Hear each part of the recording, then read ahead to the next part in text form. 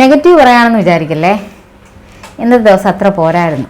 ഞാൻ 3 മണിയൊക്കെ ഏകദേശം 3 മണി ആകാറായപ്പോൾ എഴുന്നേറ്റതാണ്. പിന്നെ ഉറങ്ങിയില്ല. ഒരാളെന്നെ എഴുന്നേൽപ്പിച്ചതാണെന്ന് വേണേൽ പറയാം. അയ്യോ, ഞാൻ ഏറ്റവും വെറുക്കുന്നൊരു വ്യക്തിയാണ്, വേറെ ആരുമല്ല, മൈഗ്രെയിൻ. ഒരു 3 മണിയൊക്കെ ആയപ്പോഴേക്കും എഴുന്നേറ്റു. പിന്നെ കണ്ണടയ്ക്കാനും വയ്യ, കിടക്കാനും വയ്യ. ഞാൻ ഇങ്ങനെ എഴുന്നേറ്റൊരു ഇരിപ്പിരുന്നു. അയ്യോ, ആ വേദന വന്നു കഴിഞ്ഞാൽ ഒരു രക്ഷയില്ല. അതിനൊരു സമയമുണ്ട്, അതുവരെ അത് കാണും. സഹിക്കില്ലാതെ ഒരു നിവൃത്തിയില്ല. പിന്നെ ആണെങ്കിൽ ഞാൻ മിക്കവാറും എൻ്റെ കയ്യിൽ ഞാനിങ്ങനെ പെയിൻ കില്ലറൊക്കെ മേടിച്ച് വയ്ക്കും. അപ്പം ഇതിൻ്റെ സ്റ്റാർട്ടിങ് എനിക്ക് അങ്ങനെ തോന്നുകയാണെങ്കിലുണ്ടല്ലോ, ഞാൻ അപ്പോഴെടുത്ത് കഴിക്കും. അത് നല്ല ശീലമല്ല, എന്നാലും കാരണം ഈ വേദന നമുക്ക് അത് അറിയാം, അത് അനുഭവിച്ചവർക്ക് അറിയാം അതിൻ്റെ ആ ഒരു പവർ എന്താണെന്നുള്ളത്.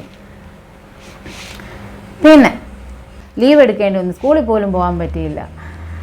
അത് കഴിഞ്ഞ് ഒരല്പം എനിക്കൊന്ന് ആകാം എന്നുള്ള ഒരു കാരണം, കുറച്ചുകൂടെ ഞാൻ അല്പം ലെവലായി വന്നപ്പോഴേക്കും പോയി 2 ഗുളിക വാങ്ങിക്കാമെന്ന് വെച്ചു. അങ്ങനെ ഇറങ്ങാൻ നോക്കിയപ്പോൾ ഉണ്ടല്ലോ, വണ്ടി സ്റ്റാർട്ടാകുന്നില്ല. അപ്പം സെൽഫ് നോക്കി, ഒരു രക്ഷയില്ല. അപ്പോഴത്തെ ഇപ്പോഴത്തെ ക്ലൈമറ്റ് അതിൻ്റെ ആ ഒരു ഇതായിരിക്കാമെന്ന് വെച്ച് അത് വിട്ടിട്ട് കിക്കർ അടിച്ച് സ്റ്റാർട്ട് ചെയ്യാൻ നോക്കി, സെൻട്രൽ സ്റ്റാൻഡിലിട്ട്. അതും രക്ഷയില്ല, കുറേ ട്രൈ ചെയ്ത്. പിന്നെ അത് ഉരുട്ടി നേരെ വർക്ക്ഷോപ്പിൽ പോയി. അപ്പോൾ അവിടെ ചെന്നപ്പോഴും അവർ പറഞ്ഞ് അതിൻ്റെ ആ വണ്ടിക്ക് പവർ കൊടുക്കുന്ന അതിൻ്റെ പവർ സപ്ലൈ അവിടെ ആ സിസ്റ്റത്തിന് എന്തോ പ്രോബ്ലം പറ്റിയത്. അപ്പോഴത് മിക്കവാറും മാറേണ്ടി വരുമെങ്കിലും നമുക്ക് നോക്കാമെന്ന് പറഞ്ഞിട്ട് അവരതിലെന്തോ അഡ്ജസ്റ്റ്മെൻ്റ് ഒക്കെ ചെയ്ത് എനിക്ക് തന്ന്. ഞാൻ സംഭവം ഇങ്ങനെ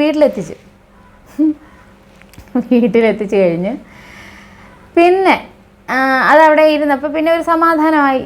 കുഴപ്പമില്ലല്ലോ. അപ്പോൾ അവർ പറഞ്ഞു, ടീച്ചർക്ക് ഭാഗ്യമുണ്ടെങ്കിൽ കുറച്ച് ദിവസം കൂടി ഇങ്ങനെ പോകാം എന്നാണ് പറഞ്ഞത്. എൻ്റെ ദൈവമേ, കുറേ കഴിഞ്ഞ് ഞാൻ ഒന്നുകൂടെ ഒന്ന് പോയി നോക്കാമെന്ന് കരുതി നോക്കിയപ്പം വീണ്ടും പോയി, ഒരു രക്ഷയില്ല, അതുപോലെ തന്നെ. പിന്നെ അതിൻ്റെ പുറകെ കിടന്നോടി, അതിനുള്ള ആ സാധനം മേടിക്കണം, കാരണം നാളെ തൊട്ട് സ്കൂളിൽ പോകണമല്ലോ. ആ സംഭവം പോയി മേടിച്ച് അതെല്ലാം കൊണ്ടുവന്ന് അടുത്ത വലിയ ടാസ്ക് എന്ന് പറഞ്ഞാൽ ഇത് വീണ്ടും ഇത് ഉരുട്ടി അങ്ങ് അവിടെ കൊണ്ടുപോകണം. കാരണം അവർ വീട്ടിലോട്ട് വരത്തില്ല. അപ്പോൾ അവരോട് വന്നൊന്ന് ഹെൽപ്പ് ചെയ്യാമെന്ന് ചോദിച്ചപ്പം അവർ പറഞ്ഞ് പണി ഒരുപാടുള്ളതുകൊണ്ട് മാറി നിൽക്കാൻ പറ്റത്തില്ല, എങ്ങനെയാലും അവിടെ എത്തിക്കുകയാണെങ്കിൽ അവൻ റെഡിയാക്കി തരാം. ഞാൻ പല വർക്ക്ഷോപ്പുകാരെയും കോൺടാക്ട് ചെയ്ത് അവരെല്ലാവരും ഇങ്ങനെ തന്നെയാണ് പറയുന്നത്. പിന്നെ ഓർത്ത അവസാനം കഴിയുന്നത് നമുക്ക് പരിചയത്തിലുള്ള ഒരു മെക്കാനിക്കുണ്ട്. അപ്പം പുള്ളിയെ ജസ്റ്റ് ഒന്ന് വിളിച്ചൊരു ഉറപ്പില്ലായിരുന്നു, എന്നാലും വിളിച്ചപ്പോൾ പറഞ്ഞ് ശരി, ഞാൻ വന്ന് റെഡിയാക്കി തരാമെന്ന്. അങ്ങനെ പുള്ളിക്കാരൻ വന്ന് അത് ക്ലിയർ ചെയ്ത് തന്നു. ഇത് വീഡിയോ തുടങ്ങിയപ്പോൾ ഞാൻ പറഞ്ഞ് നെഗറ്റീവ് പറയുകയാണെന്ന് വിചാരിക്കില്ലെന്ന് പറഞ്ഞു. സംഭവം ഞാൻ സീരിയസ് ആയിട്ട് പറഞ്ഞു തന്നെ കേട്ടോ. നമ്മളൊക്കെ പറയും നെഗറ്റീവ് ഒന്നും ഒരിക്കലും സംസാരിക്കാൻ പാടില്ല.